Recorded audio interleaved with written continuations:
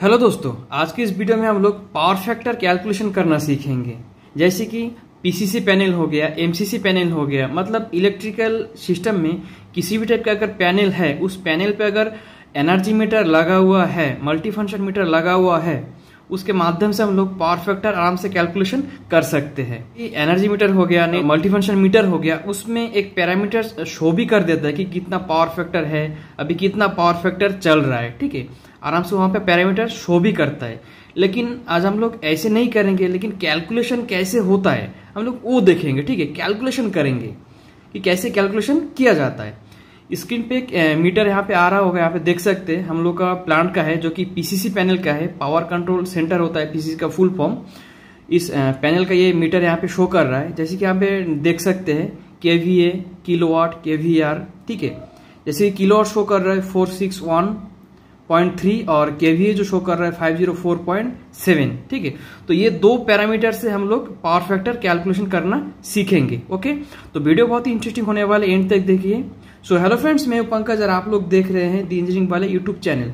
तो फिर चलिए दोस्तों वीडियो को स्टार्ट करते हैं। तो दोस्तों मैं पहले से यहाँ पे लिख के रखा हूँ फॉर्मूला और कैलकुलेशन यहाँ पे करके भी रखा हूँ। ठीक है, नहीं तो वीडियो लेंथी बन जाता है और टाइम भी वेस्ट होता है। ठीक है, मैं कोशिश करता हूँ आप लोग का टाइम वेस्ट ना हो। तो सिंपल जो फॉर्मूला है यहाँ पे देख सकते हैं, पीएफ मतलब पावर फैक्टर, या इसको cos⁵ भी ले सकते हैं। ठीक है, ये पावर फैक्टर है। PF equal to kilowatt divide by KVA, ये है मेन फॉर्मूला। ठीक है, किलोवाट क्या होता है, ये प्योर रेजिस्टिव लोड होता है। ठीक है, और केवीए क्या होता है, ये टोटल लोड होता है। ठीक है, और सेकंड जो फॉर्मूला है, दोनों सेम ही है।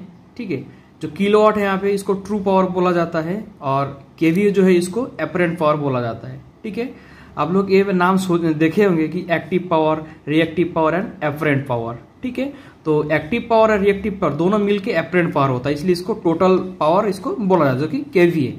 तो सिंपल फॉर्मूला है PF equal to kilowatt divide by KVA. इस फॉर्मूला से सिंपली कैलकुलेशन कर सकते हैं। ओके, तो एक एग्जांपल ले लेते हैं। यहाँ पे देख सकते हैं हम लोग का किलोवाट कितना था मीटर में, यहाँ पे साइड में देख सकते हैं 461.3। ठीक है, ये हमारा किलोवाट था।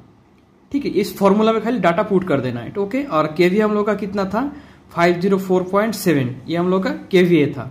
इसको हम लोग जब डिवाइड करेंगे, डिवाइड करते यहाँ पे आ गया है 0.19 पावर फैक्टर। ये हम लोग का जो पैनल है पीसीसी पैनल, उस पैनल का पावर फैक्टर यहाँ पे आ गया है। ठीक है, और जो पावर फैक्टर जो रेंज रहता है 0 से लेके 1 तक।